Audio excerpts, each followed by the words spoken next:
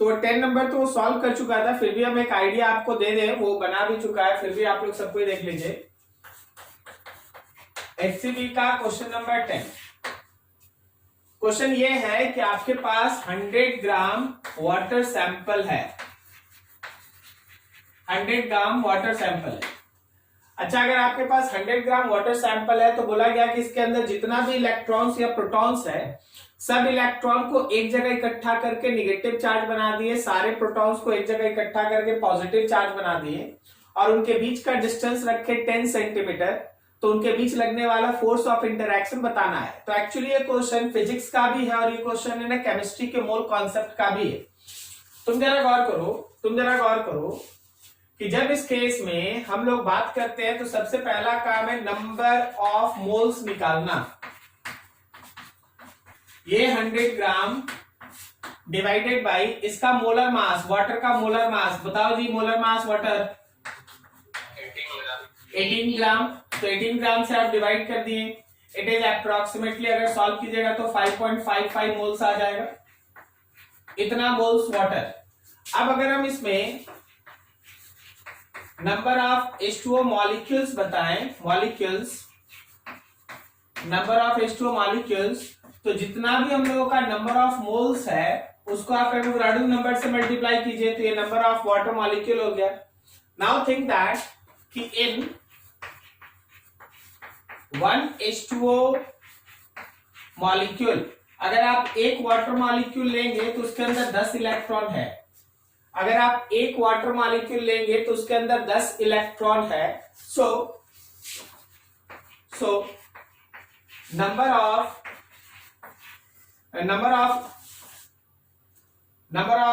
Electron in given sample, जो हम लोग का दिया हुआ सैंपल है उसके अंदर नंबर ऑफ इलेक्ट्रॉन को अगर आप देखिएगा तो जो आपको नंबर ऑफ मॉलिक्यूल्स आया है into Avogadro's number, just multiply with 10, this is the number of electron.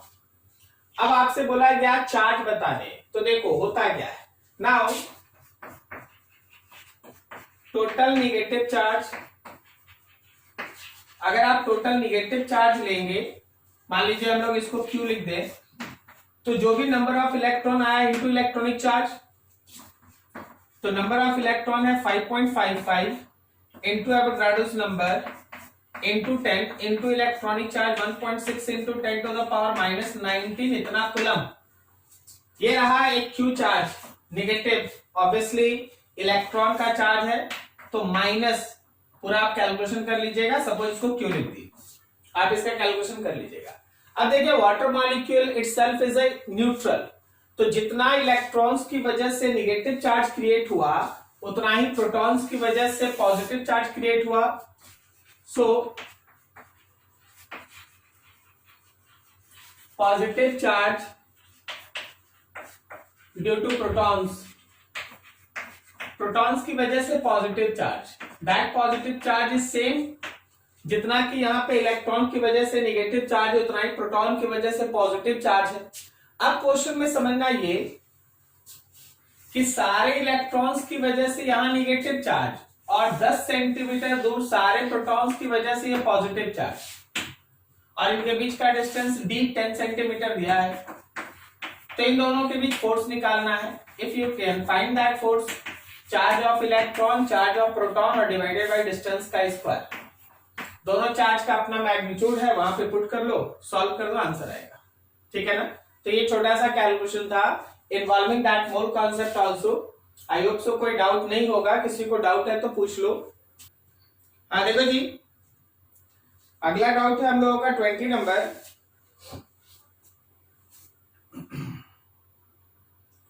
उस 20 में लिखा है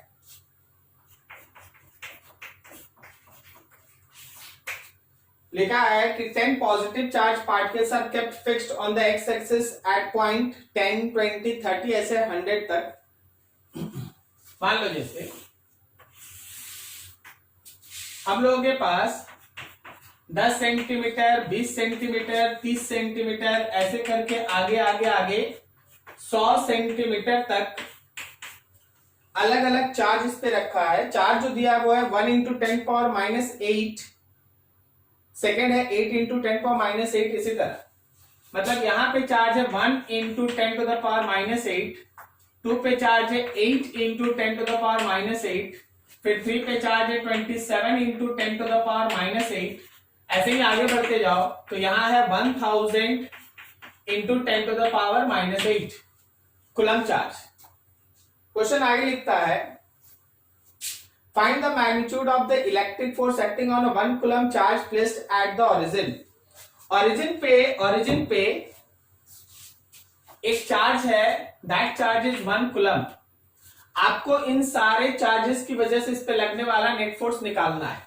आप क्या करो, इसको Q0 नाम दे दो, ये Q1 है, ये Q2 है, ये Q3 है, ऐसे ही ये Q10 है।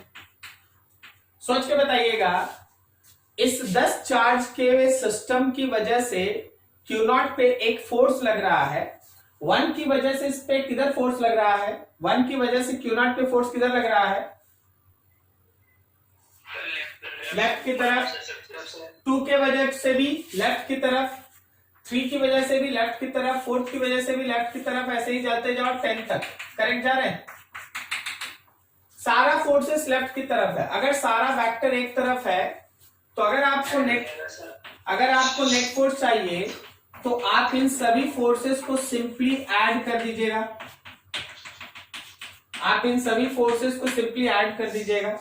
अब जरा गौर कीजिए, तो मेरा पहला है K Q0 Q1 divided by distance का स्क्वायर। डिस्टेंस है 10 सेंटीमीटर, तो सेंटीमीटर को मीटर बदल दिए। फिर दूसरा है K Q0 Q2 divided by distance है 20 सेंटीमीटर 10⁻⁻² का स्क्वायर। इसी तरह तीसरा है K Q0 Q3 divided by 30 into 10⁻⁻² का स्क्वायर। आगे बढ़ो, फिर यहां देखो K Q0 लास्ट वाला होगा Q10 और डिस्टेंस होगा 100 सेंटीमीटर का स्क्वायर। अब जरा गौर करना, सभी में तुमको एक चीज कॉमन मिलेगा, और वो कॉमन पार्ट क्या है, K Q0 सभी में है और यहाँ 10⁻⁻² का स्क्वायर सब में है, तो 10⁻⁻⁴। तो अब जो बचा उसको देखो, यहां बचा Q1 और नीचे 10 का स्क्वायर 100, यहां बचा Q2 और नीचे 20 का स्क्वायर 400। अगला बचा हम लोगों का Q3, नीचे 30 का स्क्वायर 900। इसी तरह आगे Q10 100 का स्क्वायर दैट इज 10,000। अब आप सारे चार्जेस का वैल्यू पुट करें ऊपर से, तो ये रहा हम लोगों का K Q0 बाई 10⁻⁻⁴। Q1 का वैल्यू है हम लोगों का 1 इंटू 10⁻⁸, नीचे 100, प्लस यहां है हम लोगों के पास 8 इंटू 10⁻⁸, नीचे 400। इसी तरह अगला है हम लोगों के पास 27 इंटू 10⁻⁻8, नीचे 900, प्लस यहां पे हम लोगों के पास है 1000 इंटू 10⁻⁻8, नीचे 10,000। ये चीज समझना ऐसे कि जो आप इसमें से कॉमन निकाल सकते हैं। ऊपर देखो 10⁻⁻8 और नीचे 100 का डबल जीरो, करेक्ट? अब जरा गौर करना, 1 से 10 तक का सम माइनस। हाँ, वेरी गुड। तो यहाँ पे आ गया हम लोग का K Q0 10⁻⁻4, नीचे 100 और ऊपर 10⁻⁻8।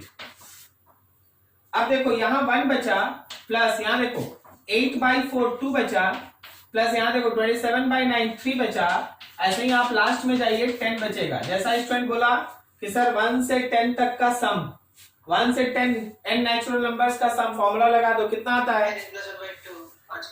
55 आएगा। तो वहां 55 लिख लेना, यहाँ K की जगह पे 9 इंटू 10⁻9 लिख लेना। Q0 का वैल्यू 1 है, सॉल्व कर दो, आंसर आएगा।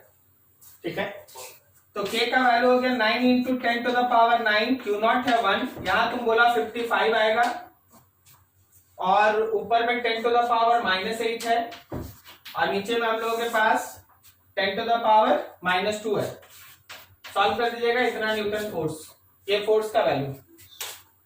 ठीक है, चलो ले लो स्क्रीनशॉट, फिर आगे बढ़ते हैं अगला क्वेश्चन। कोई डाउट होगा पूछ लो।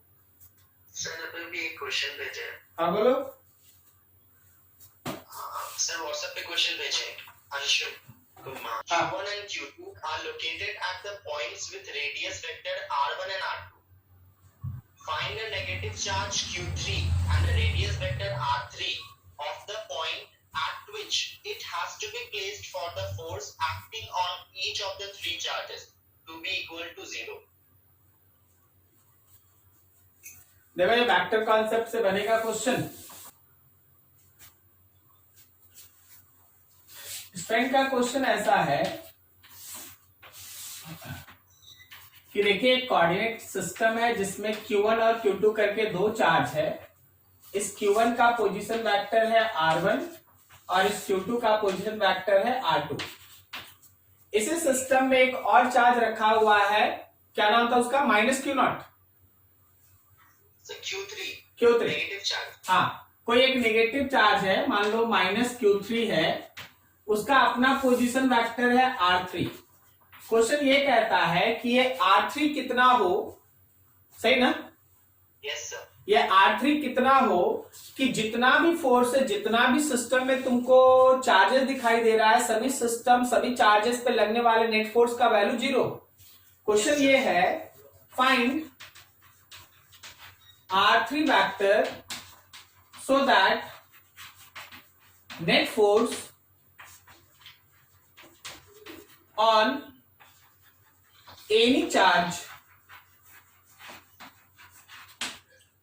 of system, any charge नहीं, all charges of system becomes 0। जो भी चार्जेस में सिस्टम में मौजूद चार्जेस है उन सभी पे लगने वाले नेट फोर्स का वैल्यू 0। अब देख करना क्या ना, एक्चुअली तुमको ये सोचना है कि 1 पे दो फोर्स लग रहा है, एक 2 की वजह से और एक 3 की वजह से, सही जा रहे हैं? Yes sir. उसी तरह 2 पे भी दो फोर्स लग रहा है, एक 1 की वजह से एक 3 की वजह से। सिमिलरली 3 पे भी दो फोर्स लग रहा है, एक 1 की वजह से और एक 2 की वजह से। तो आपके पास यहां कुछ सिस्टम ऐसा है, देखना हम जो लिख रहे हैं समझना। लास्ट जो आप पढ़े थे वेक्टर फॉर्म, इन वेक्टर फॉर्म में जरा गौर करना कि अगर हम फोर्स 1 2 के बीच लिखेंगे तो क्या हम K Q1 Q2 divided by mod of R1 minus R2 का क्यूब करें और मल्टीप्लाई करें R1 वेक्टर माइनस R2 से, सही है? Yes sir. इसी तरह अगर हम फोर्स 1 और 3 का लिखें तो क्या हम लिखें K Q1 Q3, क्योंकि Q3 निगेटिव इसलिए माइनस लगाना होगा, divided bye R1 vector minus R3 vector का क्यूब ब्रैकेट में R1 vector minus R3 vector, सही है? अब जरा देखना, ये दोनों फोर्स 1 पे लग रहा है, 1 पे दो फोर्स लग रहा है, एक 2 की वजह से एक 3 की वजह से। According to question F net on 1 is 0, F net on 1 is 0, so force between 1 and 2 plus force between 1 and 3 should be 0। so ये हो गया force 1 2 is equals to minus of force 1 3। अब देखो 1 3 में पहले से एक माइनस था और फिर से एक माइनस, तो माइनस हटा लें तो मेरे पास वैल्यू हो गया K Q1 Q2 mod of R1 minus R2 का क्यूब ब्रैकेट में R1 vector minus R2 vector is equals to K Q1 minus Q3 और एक माइनस है यहां divided by mod R1 minus R3 का क्यूब ब्रैकेट में R1 vector minus R3 vector. Correct जा रहे जी? तो ये KQ1 से KQ1 कैंसिल, आपके पास बच गया ऐसा कि Q2 R1 minus R2 divided by mod of R1 minus R2 का क्यूब इज इक्वल्स टू, यहां कौन बच गया, Q3 R1 minus R3 divided by mod R1 minus R3 का क्यूब। मान लो इसको हम एक इक्वेशन कहते हैं 2, 1 दिए थे कहीं नहीं, चलो 1 मान। अब थोड़ा सा ट्रिक यूज करो, देखो 1 पे फोर्स को 0 किए तो देखो Q2 और Q3 बचा, सही जा रहा है? Yes sir. ठीक है, और जब 2 है तो R1 R2 है, और जब 3 है तो R1 R3 है। हम लोग किस पे बात किए थे, 1 पे, ठीक है। सिमिलरली थोड़ा शॉर्टकट समझिएगा, सिमिलरली ऑन Q2 चार्ज अगर आप ये पूरा कहानी रिपीट करते हैं, अगर आप Q2 चार्ज पे सारा कहानी रिपीट करते तो ध्यान रखना 2 पे नेट फोर्स 0 ले रहा है, 2 पे नेट फोर्स 0 ले रहा है, तो force acting on 2 due to 1 और force acting on 2 due to 3 होगा ऐसा? Yes sir. तो जब 2 1 लेगा तो इधर भी 2 उधर भी 2, 2 2 कैंसिल, तो 1 बचेगा Q1। Yes sir. यहां Q1 ब्रैकेट में होगा R2 माइनस R1 और नीचे होगा mod of R2 minus R1 का क्यूब, और इधर फिर क्या बचेगा, क्या इधर Q3 बचेगा? Yes sir. और फिर यहां पे 2 में से 3 minus R2 minus R3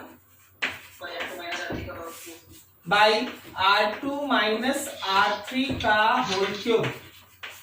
this is second equation, हो गया जी। इसके बाद आप क्या कीजिए ना, इक्वेशन 1 में 2 से डिवाइड कीजिए, जैसे ही आप डिवाइड कीजिएगा Q3 कट जाएगा। यस।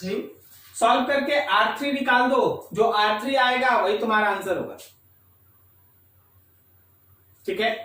तो इन दोनों को जस्ट डिवाइड कीजिएगा, Q3 कट जाएगा और आप R3 का कैलकुलेशन कर लीजिए, जो R3 आएगा वही तुम्हारा आंसर होगा। क्लियर है? Yes sir. ठीक है, नोट कर लो जी इसको।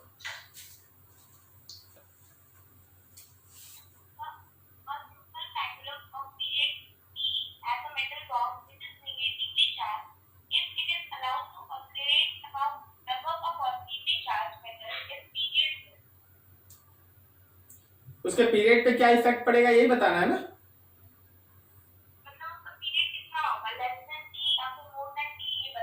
ठीक ठीक, अभी जरा गौर कीजिएगा और चीज समझिएगा। हाँ,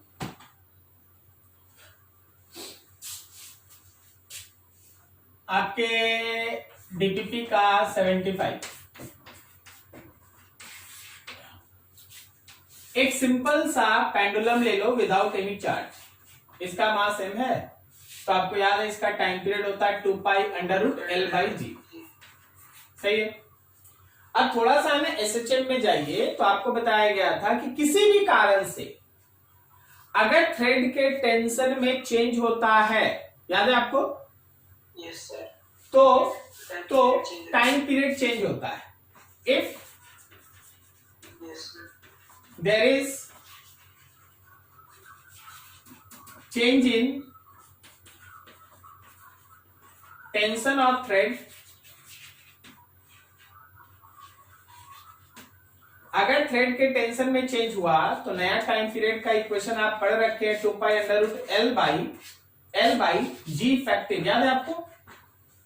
यस सर, जी चेंज हो गया। हाँ, तो अब देखो तुम्हारे क्वेश्चन के हिसाब से जाओ, तो तुम्हारा क्वेश्चन ये कहता है कि देखो भाई आपका जो बॉब था वो निगेटिव है, मान लो मास है ना, हम चार्ज भी लिख देते हैं -Q, और नीचे एक प्लेट है, ये प्लेट है पॉजिटिव, तो तुम खुद ही सोचो कि अगर ये प्लेट पॉजिटिव है तब तो वो इसको खींचेगा ना अपनी तरफ, अट्रैक्ट करेगा। अट्रैक्ट करने का मतलब हो गया कि mg के साथ साथ एक इलेक्ट्रोस्टैटिक फोर्स भी है, ठीक है। क्या आपको याद है जी इफेक्टिव आप कैसे निकालते थे? जी इफेक्टिव के लिए आपको पढ़ाया गया था कि tension in string divided by mass, ठीक है।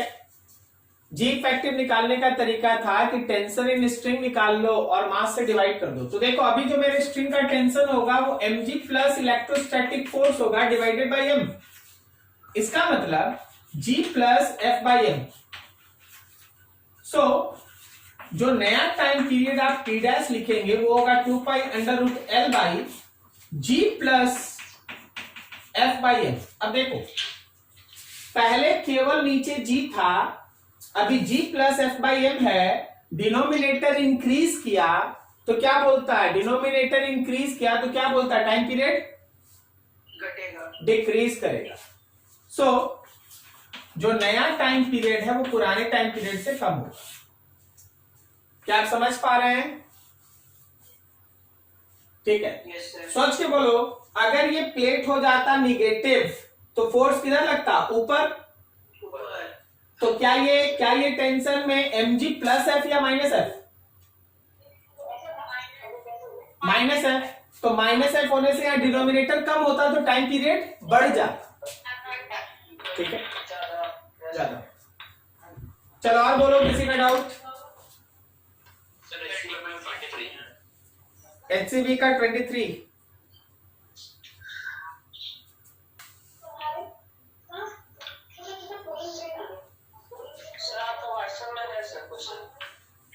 अरे यार तो जमेला वाला चीज तो है ही। देखो जिसका भी है ना क्वेश्चन है ना, ग्रुप में बहुत सारा डीपीपी उड़ गया, तो डीपीपी बहुत सारा चला गया तो जितेश सर को बोल देना चाहिए था ना, वो फिर से अपलोड कर देते ना। अपलोड किए कुछ सर, कुछ छूटा। अच्छा चलो कोई बात।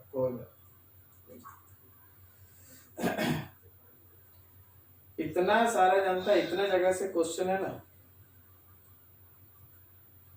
हाँ 23 देखो लिखा है ऐसा, 2 identical pith balls are charge by rubbing against each other. अब इस लाइन पे पहले बता देना, अगर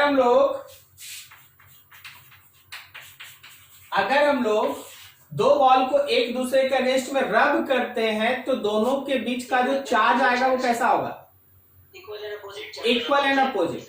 तो इसका मतलब एक प्लस है तो एक माइनस है। यस सर, एक प्लस के माइनस, एक प्लस के माइनस। अब आइए सुनना, they are suspended from a horizontal rod through 2 strings of length 20 cm each, the separation between the suspension point being 5 cm and the equilibrium, the separation between the ball is 3 cm. Find the mass of each ball and the tension in string. Find the mass of each ball and tension in string. The charge on each ball has a magnitude of 2 into 10 to the power -8 coulomb. देखो हर किसी पे जो charge आ रहा है उसका magnitude है 2 into 10 to the power -8 coulomb, 2 into 10 power -8 coulomb। और जो मेरा स्ट्रिंग है उस स्ट्रिंग का लेंथ है 20 सेंटीमीटर। हाँ, और जो सेपरेशन है पॉइंट ऑफ सस्पेंशन के बीच वो है 5 सेंटीमीटर, लेकिन इक्विलिब्रियम में उनके बीच का सेपरेशन है 3 सेंटीमीटर। हम लोगों को इस सारे डाटा के ऊपर मास निकालना है, यही क्वेश्चन, ठीक है। इस पूरे डाटा के ऊपर हम लोगों को मास निकालना है। अब जरा गौर करना, पहले तो क्वेश्चन समझो।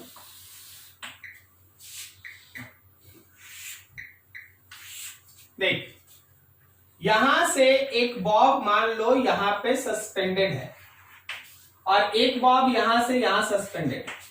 आप क्या किए, दोनों को खींच के एक दूसरे के अगेंस्ट में रब करके छोड़ दिए। तो अगर उनका पॉइंट ऑफ सस्पेंशन के बीच का डिस्टेंस था 5 सेंटीमीटर, तो सोच के बता, जब तुम रब करके एक दूसरे को प्लस माइनस करके छोड़ा तो क्या उनके बीच का डिस्टेंस 5 सेंटीमीटर होगा? दोनों एक दूसरे से दूर चला जाएगा या नजदीक? नजदीक आ जाएगा। Very good. तो एक यहां आ गया और एक यहां आ गया। तो क्वेश्चन ये कहता है कि इक्विलिब्रियम में उनके बीच का डिस्टेंस 3 ही सेंटीमीटर है। इक्विलिब्रियम में उनके बीच का distance 3 centimetre. Let this angle is theta. अब चलो थीटा, बाकी आप आराम से सब यहां कर सकते हैं। चलिए एक को पकड़िए, मान लीजिए ये थीटा है और थ्रेड का टेंशन है टी, ये एंगल भी थीटा, तो टी का ऊपर वाला कंपोनेंट टी कॉस थीटा और टी का लेफ्ट वाला कंपोनेंट टी का साइन थीटा। चलो ये हो गया। अब देख, एक था प्लस क्यू, एक है माइनस क्यू, तो ये माइनस क्यू उसको राइट में खींचेगा इलेक्ट्रोस्टैटिक फोर्स। Yes sir. और नीचे लग रहा है mg, ये इसका फ्री बॉडी डायग्राम। तो अगर आप मान लीजिए थोड़ा एक क्लियर कट फिगर बना दे, सपोज अगर आप इसको लेके चलते हैं तो इस पे ऊपर लग रहा है t का कॉस थीटा, नीचे लग रहा है mg, लेफ्ट में लग रहा है t का साइन थीटा और राइट में लग रहा है इलेक्ट्रोस्टैटिक फोर्स। क्वेश्चन कहता है कि ये जो आप बॉब लिए हैं वो इक्विलिब्रियम में है। According to question this Bob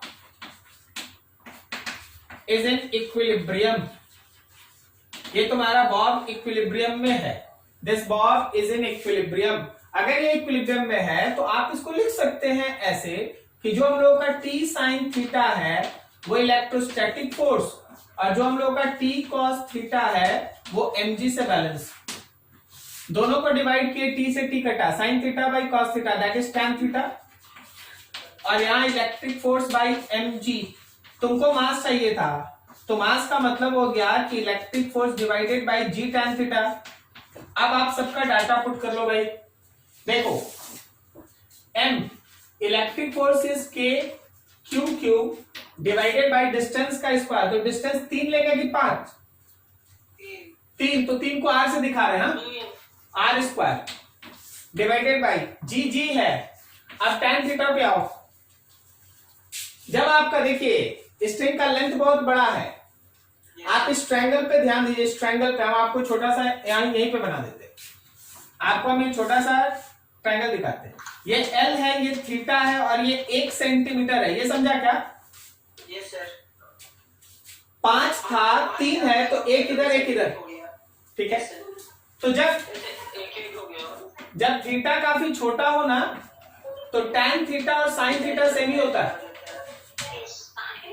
तो क्या हम लोग इस टैन थीटा के जगह पे 1/20 लिख दें परपेंडिकुलर हाइपोटेनस, क्योंकि जब थीटा छोटा है तो टैन थीटा साइन थीटा से, ठीक है। आप यहां पुट कर लीजिए 1/20, सब डाटा पुट करके सॉल्व कर दीजिए, आपका आंसर आ जाएगा। समझ में आया जी? Yes sir. ठीक है, चलो अपना स्क्रीनशॉट निकाल लो इसका। Question number 23 HCV। सर अभी एक व्हाट्सएप पे भेजे। Good good, very good.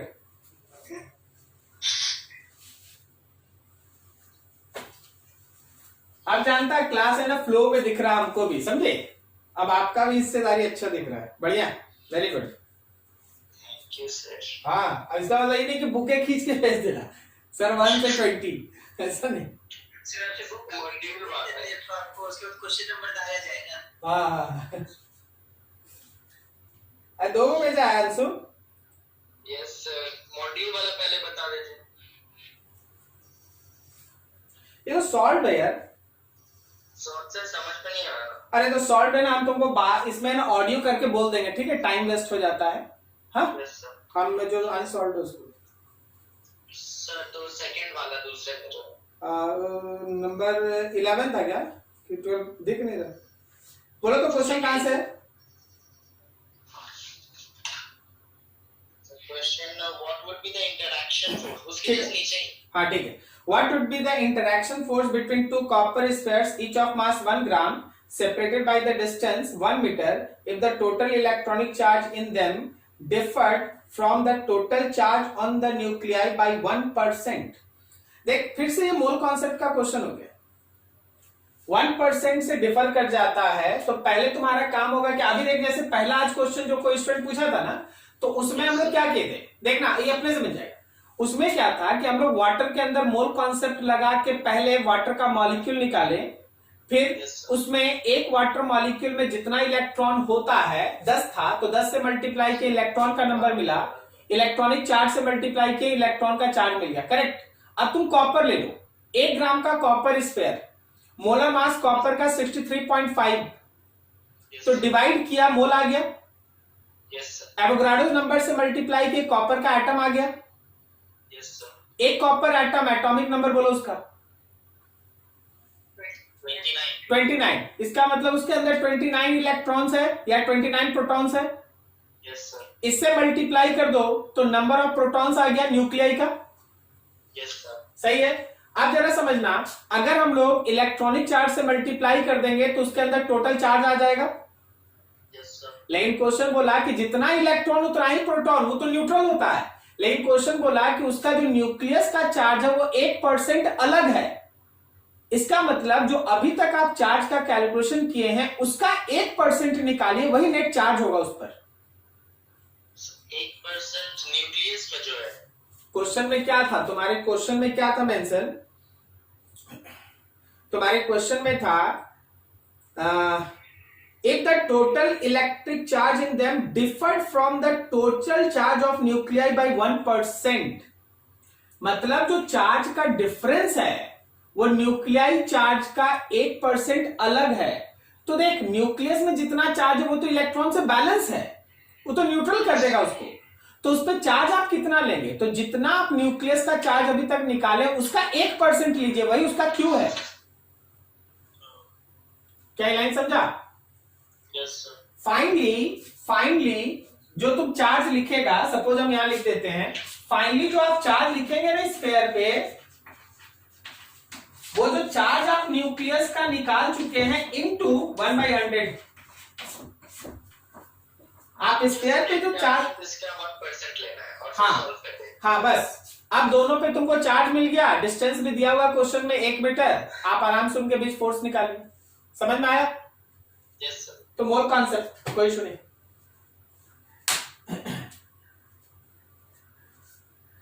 चलो कुछ और किसी का, देखो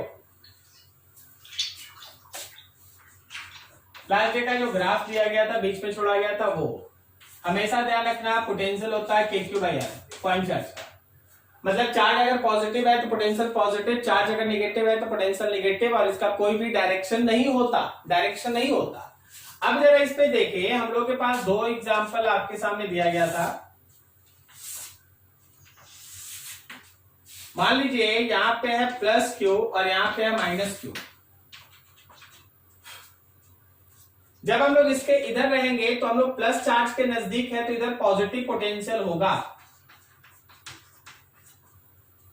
अगर हम लोग इसके इधर है तो हम लोग नेगेटिव चार्ज के नजदीक है तो इधर नेगेटिव पोटेंशियल होगा।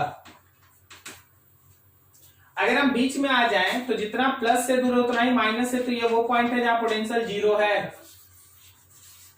कोई दिक्कत नहीं? आप सोच के बताना। इस रीजन में पोटेंशियल पॉजिटिव की नेगेटिव?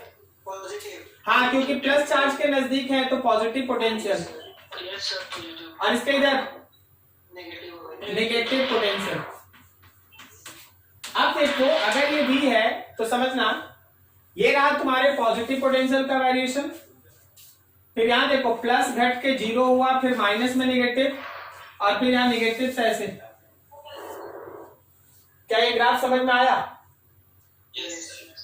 पॉजिटिव पोटेंशियल, फिर यहां देखो प्लस से घट के 0, उसके बाद नेगेटिव। यहां डायरेक्शन का बात नहीं हो रहा है, यहां प्लस माइनस का बात हो रहा है।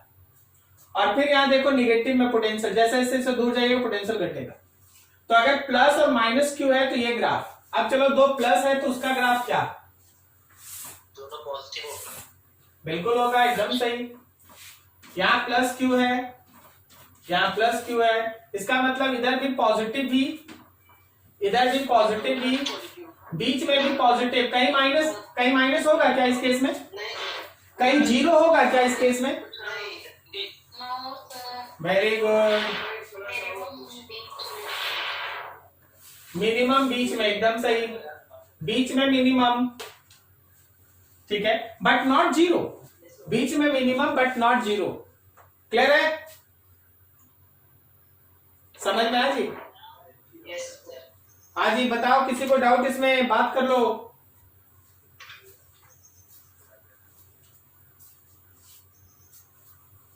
है कुछ?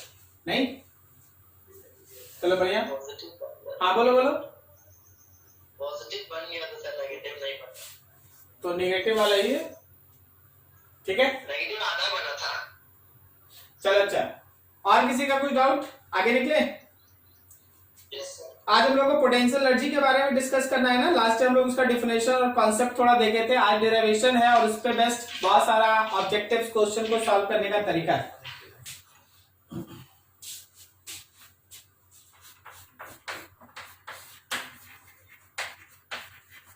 डेरिवेशन फॉर इलेक्ट्रिक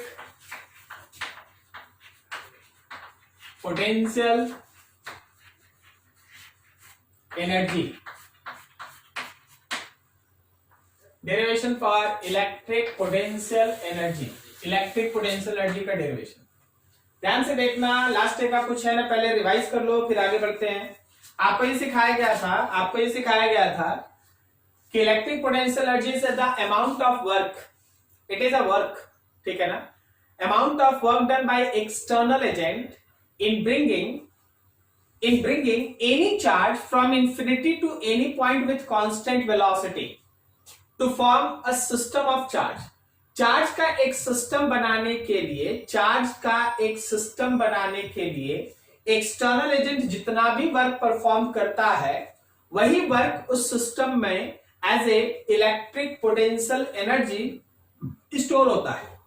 तो जब आप इलेक्ट्रिक पोटेंशियल एनर्जी निकालते हैं तो इनडायरेक्टली आप वर्क कैलकुलेट करते हैं। वर्क किसके बीच, दो चार्ज का सिस्टम बनाना है तो उस चार्ज के सिस्टम को बनाने के लिए जो आप वर्क परफॉर्म करेंगे that is electric potential energy. तो इसी थीम को दिमाग में रख के चलो एक डेरिवेशन करते हैं। डेरिवेशन इसका फिर वहां से पॉइंट्स देखेंगे। मान लें जैसे सपोज यहां पे एक चार्ज Q1 है और यहां पे एक चार्ज Q2 लाके रखना है r डिस्टेंस अवे। ये Q1 है और यहां Q2 रखना है r डिस्टेंस अवे। अब जरा गौर करना कि जब आप इस Q2 को यहां ला रहे थे, अभी है नहीं, अभी ये Q2 है नहीं, उसको तुम इंफिनिटी से ला रहा है, अभी है नहीं, तो किसी समय Q2 यहां है, ठीक है। एट एनी इंस्टेंट इस P डैश पॉइंट पे Q2 है जो Q1 से x distance away. Let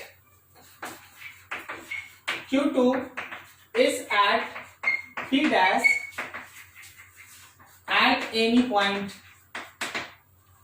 P dash at any instant, comma x distance from Q1 से x distance away। तो उस पे लगने वाला इलेक्ट्रिक फोर्स आप लिख सकते हैं कि Q1 Q2 divided by x square. अब आइए उस फिगर में तो तुमको दिखेगा कि जो उसका इलेक्ट्रिक फोर्स है that electric force is towards right. ये इलेक्ट्रिक फोर्स है राइट की तरफ इलेक्ट्रिक, लेकिन आपको तो उसको लाना है इधर, उसके वेलोसिटी को कॉन्स्टेंटली मेंटेन करके लाना है लेफ्ट में। तो अगर आप उसके वेलोसिटी को कांस्टेंट मेंटेन रखना चाहते हैं to maintain constant velocity, जो फोर्स होगा किसी एक्सटर्नल एजेंट का, क्या वो मेरे इस इलेक्ट्रिक फोर्स का इक्वल मैग्नीट्यूड रखेगा, डायरेक्शन अपोजिट, सही है ना। मेरे इस इलेक्ट्रिक फोर्स के मैग्नीट्यूड के बराबर होगा, लेकिन उसका डायरेक्शन होगा अंदर की तरफ। दिस इज F एक्सटर्नल, सही जा रहे हैं। तो आपका वैल्यू हो गया ये F एक्सटर्नल हो गया minus k Q1 Q2 divided by x square. देखिए एक्चुअली आप 11 से मेरे इस लाइन को दिमाग में रखे होंगे, आई होप सो, कि जब कभी भी पोटेंशियल एनर्जी निकालना है always we have to find work. तो आपको इस F एक्सटर्नल का वर्क निकालना है। तो find work of this F external. आप इस F एक्सटर्नल का वर्क निकालना चाहते हैं। Let dx is small displacement. मान लो dx एक स्मॉल डिस्प्लेसमेंट है। अगर dx स्मॉल डिस्प्लेसमेंट है तो क्या हम लोग इस स्मॉल वर्क को लिख सकते हैं F external into dx, F external into dx। अब dx किधर, तो dx इसी डायरेक्शन में, क्योंकि आपको लाना तो इधर ही है, तो मेरे dx और फोर्स का डायरेक्शन एक, इसलिए आप यहां डॉट प्रोडक्ट लगा दिए। अब आप यहां देखिए छोटा सा कैलकुलेशन इसके बाद, therefore total work is integration of this small work, that total work is integration of f external and dx, that total work is integration of minus k q1 q2 by x square and dx. So this work will be equals to k q1 q2 और साथ में minus बाहर integration, देखो ये नीचे वाला x square ऊपर भेज दिया, एक्स पे पावर -2 है dx। अब सोचो x का लिमिट लास्ट में पढ़ा था, बोलो कहां से कहां तक? इंफिनिटी से लेके r तक। तो आपके पास हो गया that w is equals to minus k q1 q2 x पे power -1 by -1 from infinity to r। ये माइनस इस माइनस को कैंसिल कर दिया, तो तुम्हारे पास वर्क का वैल्यू हो गया k q1 q2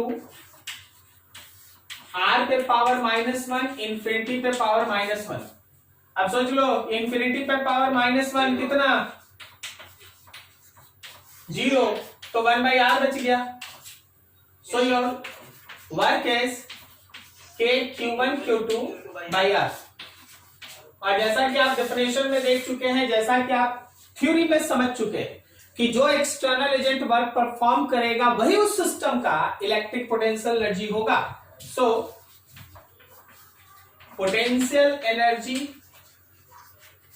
that U is same as k q1 q2 by r। Last में आपको ये क्वेश्चन लिखा दिया गया था। अब आज से इसका काम स्टार्ट है। याद रखना कि जो टॉपिक अभी पढ़ रहा है एक से एक ऑब्जेक्टिव बनता है और इसका क्वेश्चन होता ही है, क्योंकि इसमें फोर्स है, इसमें पोटेंशियल है, इसमें फील्ड है, सब का काम आता है। इसलिए इसको ध्यान रखिएगा, अभी बहुत कुछ इसमें आप पढ़ना बाकी है। देख लो इसको अच्छे से, अपना नोट करने का स्क्रीनशॉट ले लो, फिर उसके बाद आगे बढ़े। कहीं डाउट है पूछ लो।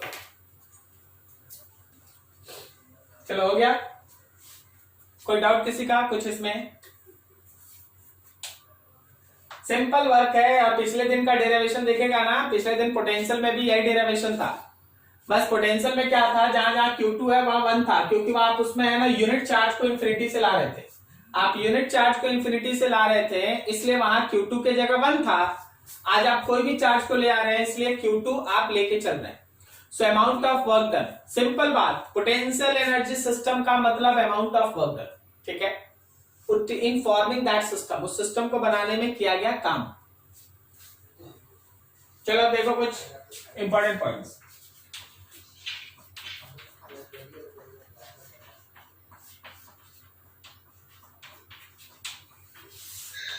सबसे पहला, फॉर टू चार्ज सिस्टम, मेरे पास दो चार्ज का सिस्टम है, एक है Q1 और एक है Q2। एक है Q1 और Q2 और उनके बीच का डिस्टेंस है R। तो आपके इस पोटेंशियल एनर्जी का वैल्यू है k Q1 Q2 divided by R। But numerically समझिएगा ये एक वर्क है जो 1 और 2 को अरेंज करने में खर्च किया गया है by external agent. Work done in bringing 1 and 2 close to form a system. Work done by external agent in bringing 1 and 2 close to form a system, वही वर्क है। आपको लास्ट में एक चीज बताए थे कि ये एक स्केलर है, पहला चीज, ठीक है। दूसरा कि अगर आप इसमें चार्जेस को यूज करें, use charges with proper sign, याद है आपको? चार्ज को जब भी यूज कीजिएगा प्रॉपर साइन के साथ यूज कीजिएगा। जैसे लास्ट टाइम को याद है हम लोग बात कर रहे थे कि अगर मेरे पास एक सिस्टम है 2 प्रोटॉन का या 2 इलेक्ट्रॉन का या 1 प्रोटॉन और 1 इलेक्ट्रॉन का, किस किस सिस्टम का पोटेंशियल एनर्जी पॉजिटिव है? दोनों इलेक्ट्रॉन और 2 प्रोटॉन वाले का। दोनों इलेक्ट्रॉन वाला भी पॉजिटिव है और दोनों प्रोटॉन वाला भी पॉजिटिव है, क्योंकि अगर आप माइनस माइनस भी लेते तो भी प्लस आएगा, प्लस प्लस प्लस होगा जब, लेकिन 1 प्रोटॉन और 1 इलेक्ट्रॉन तो ये कैसा आ जाएगा? माइनस। तो चार्ज को हमेशा प्रॉपर साइन के साथ यूज करना है, ठीक है। अब आगे बढ़ो, जरा गौर करना। अगर हम लोग 2 चार्ज के जगह पे 3 चार्ज का सिस्टम ले लें, फॉर 3 चार्ज सिस्टम, अगर आपके पास 3 चार्ज का एक सिस्टम आप बना लें, ये Q1 है, ये Q2 है, ये Q3, ये इनके बीच का डिस्टेंस है, ये 2 और 3 इनके बीच का डिस्टेंस है, और ये 1 3 इनके बीच का डिस्टेंस है। तो याद रखना कि सिस्टम का पूरा पोटेंशियल एनर्जी निकालने का मतलब है कि 1 और 2 के बीच का वर्क, 1 और 3 के बीच का वर्क, और 2 और 3 के बीच का वर्क काम करना। मतलब इनके बीच वर्क, ये वर्क, ये वर्क, ये तीनों निकालना। आप इसी का फॉर्मूला यूज करते हैं के Q1 Q2, तो आप डिस्टेंस लेंगे 1 और 2 के बीच का, के Q1 Q3, तो आप डिस्टेंस लेंगे 1 और 3 के बीच का, प्लस के Q2 Q3, तो आप डिस्टेंस लेंगे 2 और 3 के बीच। तो जब कभी भी 3 चार्ज का सिस्टम रहा, सिस्टम का पोटेंशियल एनर्जी आप ऐसे कैलकुलेट करेंगे, ठीक है। अब सोचो कि अगर मेरे पास एक सिस्टम है जिसमें 4 चार्ज है,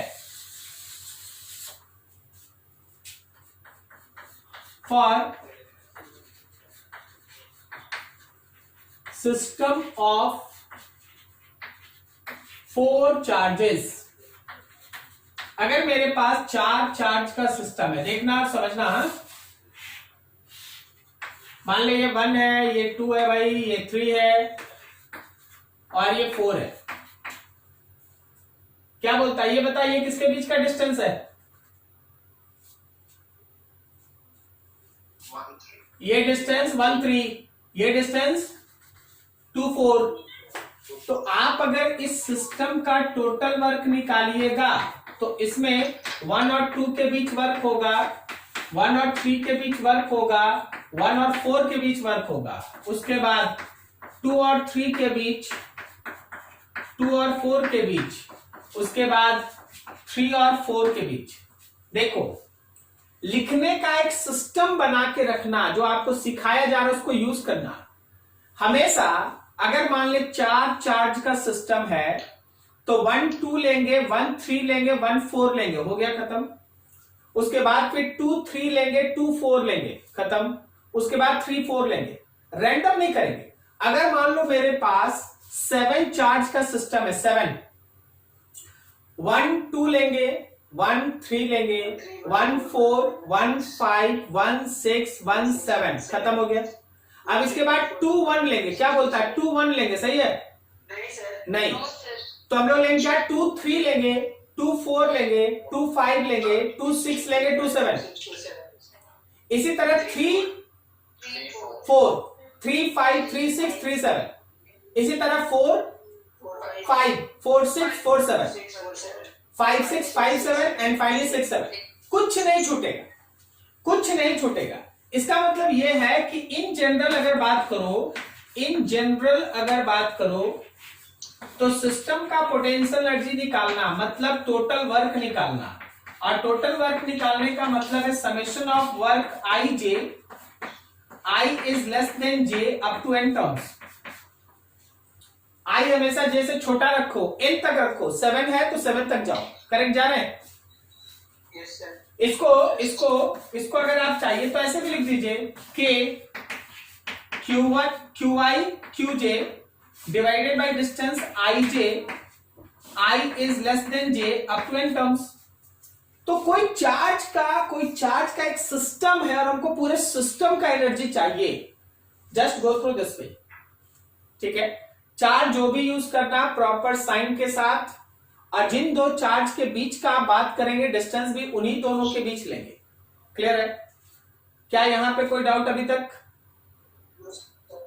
अब देखो, हमको एक क्वेश्चन भेजा गया था जो हम स्टूडेंट को बोले थे कि आपको बैच में बता दिया जाएगा। चलो हम लोग उसी क्वेश्चन को एग्जांपल की तरह कर लेते हैं। सुनिएगा,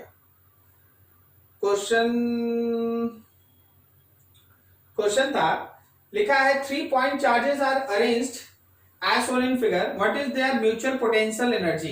देखो क्वेश्चन, 3 चार्ज है और 4 चार्ज है। हम लोग है ना दोनों एग्जांपल आपके सामने रख देते हैं। देखिए 3 चार्ज ऐसे दिया है,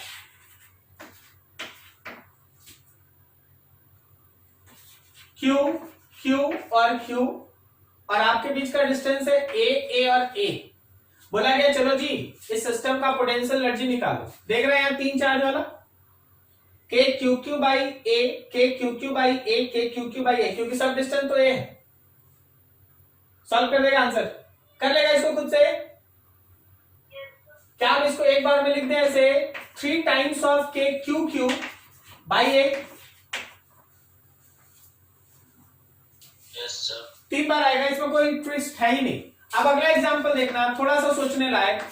4 चार्ज का एक सिस्टम बना दिया गया, 4 चार्ज, सब क्यू ले लिए, और देखो हर किसी के बीच का डिस्टेंस वही A है, लेकिन हम A नहीं लिखते, A से थोड़ा है ना Q जैसा हो जाता, हम L लिख लेते हैं समझाने के। अब बोलो कोई एकदम इसको शॉर्टकट में इसका आंसर बता सकता है क्या? टोटल इसमें कितना टर्म आएगा? 6 टर्म आएगा, 6 आएगा ना? ठीक है, कोई एकदम इसका शॉर्टकट में आंसर बता सकता है क्या? 6 into KQ by 10. गलत हो गया जी। आप सोच रहे हैं कि 6 में डिस्टेंस सेम है, नहीं है। 2 ऐसा डिस्टेंस है जो √2L है। 4 into KQ by sir 4 into KQ वाला KQ by A plus 2 into KQ1 Q2 by √2। Very good. yes sir. देखो 4 ऐसा है, अगर हम इस सिस्टम का पोटेंशियल एनर्जी लिखें तो 4 ऐसा है जो K Q1 Q2 by L separation पे है, तो 2 ऐसा है जो K Q1 Q2 by √2L separation पे है। क्या समझा? अगर देखिए हम आपको बता रहे, मेरे पास वहां जगह कम था, हम शॉर्टकट में लिख दिए। अगर आपको डाउट है गो थ्रू दिस वे, एक 1 2 लो, 1 3 लो, 1 4 लो, सबका एकदम सिस्टमैटिक बनाओ। ठीक है, तो ये तुम्हारे पास एक छोटा सा एग्जांपल। कभी भी अगर किसी सिस्टम का पोटेंशियल एनर्जी निकालना रहा, then you have to go through this way. अच्छे से देख लो, स्क्रीनशॉट ले लो, फिर अगला बढ़ेंगे इसका अगला पॉइंट।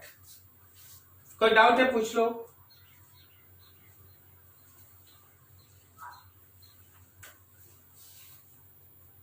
एक सिस्टम का पोटेंशियल एनर्जी और किसी एक चार्ज का पोटेंशियल एनर्जी, क्या तुमको दोनों में कुछ डिफरेंस दिमाग में आ रहा है? क्या तुमको दोनों वर्ड्स का डिफरेंस समझ में आ रहा है? कितना नंबर पॉइंट था? 4th। चलो 5th लिख लेना, क्या जो होगा लिख लेना। Potential energy of any charge particle. कोई एक चार्ज पार्टिकल का पोटेंशियल एनर्जी हम लोग लिख रहे हैं, समझिए। देखिए मेरे पास Q1 और Q2 करके 2 चार्ज है और R सेपरेशन पे है। हम इसमें 3 चीज लिख रहे हैं, समझना। एक, पहला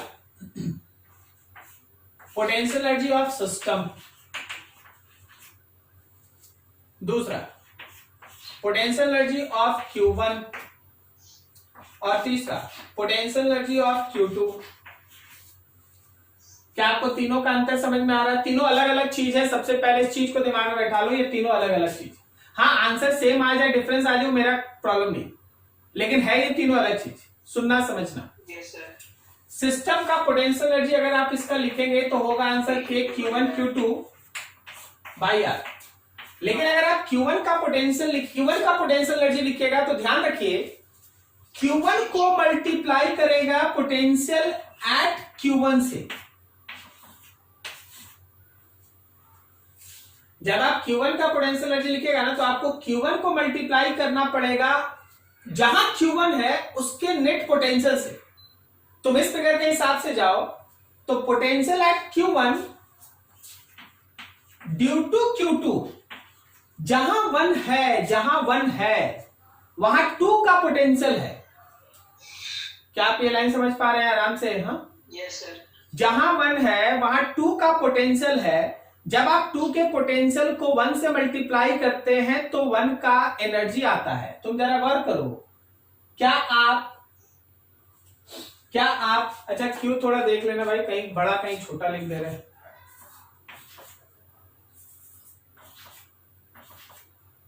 ठीक है, ऐसा।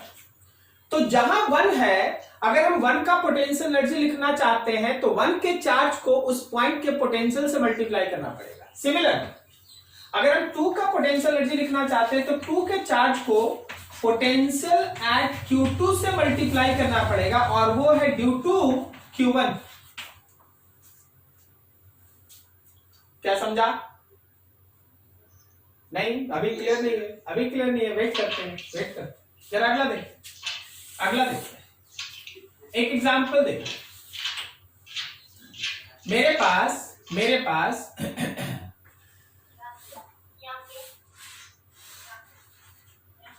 मेरे पास ये Q है, ये 2Q है, ये 3Q है, और ये 4Q है, और ये स्क्वायर है जिसका एज लेंथ है L। बढ़िया सा तुमसे बोला गया पहला क्वेश्चन, फाइंड, पहला question potential energy of system, इस पूरे सिस्टम का पोटेंशियल एनर्जी निकालो। और दूसरा question potential energy of 3Q निकालो, 3Q का पोटेंशियल एनर्जी निकालो। ठीक है, फर्स्ट जब आप इसका सॉल्यूशन निकालिएगा तो पहला जो बनाना है, पहला बनाने का तरीका ये है कि आप पूरे सिस्टम का पोटेंशियल एनर्जी फाइंड कर रहे हैं, so you have to go through this way, summation के QI QJ distance IJ I less than J 4 तक जाएंगे, कर लेगा ना, 1 2 लेगा, 1 3 लेगा, 1 4 लेगा, फिर 2 3 लेगा, 2 4 लेगा, फाइनली 3 4 लेगा, हो गया। ठीक है, लेकिन जब तुम 2 बनाने जाएगा तो आपको क्या करना है, पोटेंशियल एनर्जी 3Q का लिखना है। तो देखो 3Q को मल्टीप्लाई करना पड़ेगा potential at 3Q due to other charges, बाकी चार्जेस की वजह से जो 3Q के जगह पे पोटेंशियल उससे मल्टीप्लाई करना पड़ेगा। मतलब इस जगह पे 3Q को थोड़ी देर भूल जाइए, Q का एक पोटेंशियल है जिसका डिस्टेंस √2L होगा, 2Q का एक पोटेंशियल है जिसका डिस्टेंस L होगा, और 4Q का एक पोटेंशियल है जिसका डिस्टेंस L होगा। मतलब आपको इसको मल्टीप्लाई करना पड़ेगा, समझना, KQ बाई L इसका सॉरी √2L, हाँ KQ by √2L plus K into 2Q by L plus K into 4Q by L। क्या समझ में आया? Yes sir. ये किसका पोटेंशियल एनर्जी आ गया? 3Q का। 3Q को मल्टीप्लाई करना पड़ेगा उस पॉइंट के पोटेंशियल से। क्लियर है? अगला देखो, मान लो तुम्हारे पास ये चार्ज रिंग है और यहां पे इस चार्ज रिंग पे चार्ज है ऐसा, इस चार्ज का वैल्यू है Q, इसका रेडियस है R, यहां से इसका रेडियस है 4R, और यहां पे एक चार्ज रखा हुआ है स्मॉल q। तुमसे बोला गया find potential energy of small q। आपको स्मॉल q का पोटेंशियल एनर्जी निकालना है, तो अगर आप potential energy of small q निकाल रहे हैं तो आप स्मॉल q को पोटेंशियल ऑफ रिंग से ना मल्टीप्लाई करेंगे।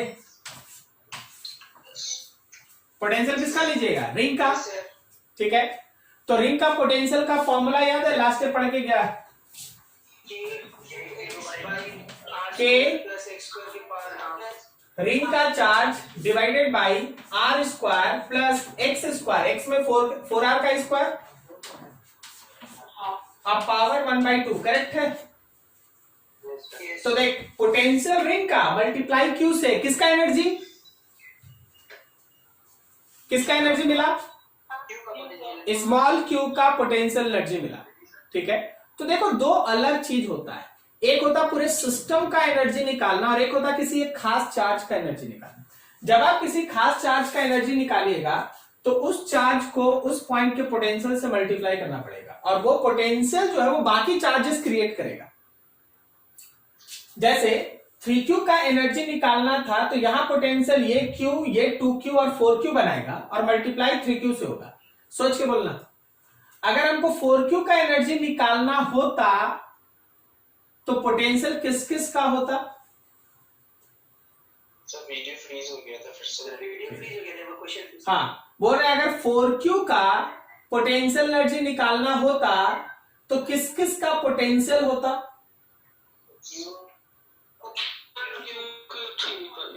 Q का, 2Q का और 3Q का मल्टीप्लाई करते हैं 4Q से, सही ना? 4Q से। ठीक है, चलो ठीक, देख लो अच्छे से, कोई डाउट है पूछ लो। हो गया? Very good. अब जरा देखना, अगला क्वेश्चन बनाना है तुमको। देखो ये अगले दिन भी कंटिन्यू होगा, अभी हम लोग इस पे अच्छे से काम कर रहे हैं, बहुत सारा न्यूमेरिकल होता है इससे, तो धीरे धीरे सीखेंगे। मान लीजिए जैसे तुम्हारे पास एक क्वेश्चन ऐसा है, तुम्हारे पास एक क्वेश्चन ऐसा है, तुमको बोल दिया गया कि देखो जी ये मेरे पास एक रॉड है, इस रॉड पे ऐसे चार्ज है, ठीक है, और यहां पे एक रिंग है, इस रिंग पे भी चार्ज है, plus Q plus Q plus Q and so on, और यहां से यहां पे एक चार्ज है Q, ये चार्ज Q, इसका लेंथ L, ये चार्ज Q, इसका रेडियस R। अब समझना, यहां से यहां तक का डिस्टेंस R है और यहां से यहां तक का भी डिस्टेंस R है। तुमसे बोला गया find potential energy of small Q. आपको स्मॉल क्यू का पोटेंशियल एनर्जी लेना है। तो चलो देखो जरा हम लोग काम कर लेते हैं इस पे। आपको याद है अभी पढ़े आप कि अगर आप potential energy of small Q निकालते हैं तो स्मॉल क्यू को पोटेंशियल ऑफ रॉड और प्लस पोटेंशियल ऑफ रिंग दोनों से मल्टीप्लाई करना। सही जा रहे हैं? Yes sir. जहां स्मॉल क्यू रखा है वहां दो कारण से पोटेंशियल, एक रॉड का पोटेंशियल और एक रिंग का पोटेंशियल। अब अगर आप फॉर्मूला याद रखते हैं तो आपका यही काम थोड़ा आसान होता है। आप अगर रॉड के पोटेंशियल का इक्वेशन देखेंगे, देन इट इज के Q ln L plus R by R, यही था ना? रॉड का चार्ज Q, ठीक है, के क्यू ln, यही था सारा चीज। कि देखो कुछ इसमें छूट गया मेरा। सर के लैम्डा। हाँ, के लैम्डा मतलब वही है, Q बाई L कर सकते हैं। हाँ, Q बाई L ये एक हो गया। और रिंग वाला तो अभी तुम देख रहा है, के रिंग का चार्ज डिवाइडेड बाई R का स्क्वायर, रेडियस का स्क्वायर, और यहाँ x भी R है, R का स्क्वायर पावर 1/2। अब देखो ये इतना बड़ा बड़ा आंसर देख के स्टूडेंट्स को लगता है कैसे बनना है, लेकिन इसका थीम समझ कि जब स्मॉल क्यू का पोटेंशियल एनर्जी निकालना है तो बस स्मॉल क्यू को साइड रख के रॉड का भी पोटेंशियल निकालिए, रिंग का भी पोटेंशियल निकालिए, ठीक है। सबको आपस में मल्टीप्लाई ऐड करके नेट पोटेंशियल फाइंड किए, उसको स्मॉल क्यू से मल्टीप्लाई किए। तो ऐसा कोई भी क्वेश्चन रहेगा ना, आप इसको बहुत आसानी से बना सकेंगे। अभी जरा देखिए, ये समझ में आया क्या? Yes sir. अगर ये फॉर्मूला याद रहता है तो बस इतना ही काम होता है। अगर फॉर्मूला नहीं याद रहता है तो फिर आप डेरिवेशन में फंस जाइएगा, वो एक्स्ट्रा टाइम ले लेगा, ठीक है। जितना समय देगा ना उतना ज्यादा नुकसान है। तो देख, डेरिवेशन जो हो गया या जो फॉर्मूला तुमको कॉपी पे दे दिया गया वो तो एकदम रट के बैठ जाओ, ताकि जब दोबारा आए तो फिर समय लगाने का जरूरत ही नहीं है। अब हड़बड़ी में मान ले कोई कैलकुलेशन मिस्टेक कर दिया तो पता चला गया 4 नंबर, ठीक है। तो उससे अच्छा है कि उसका जो रिजल्ट है उसको याद रखे, समय पे तुरंत यूज करें, ठीक है। अभी जरा देखना, मान ली यही फिगर था, यहां 4Q था और हम यहां बीच में Q लिख देते और बोले चल भाई इस Q का पोटेंशियल एनर्जी निकाल, ठीक है। तो बता जहां इस कैपिटल Q है वहां पे नेट पोटेंशियल तुम किस किस चार्ज की वजह से लेगा? Q 4Q 3Q 2Q। चारों, small q, 2Q, 3Q, 4Q, चारों का पोटेंशियल यस मल्टीप्लाई किससे? Q से। कैपिटल Q से, ठीक है। Yes sir.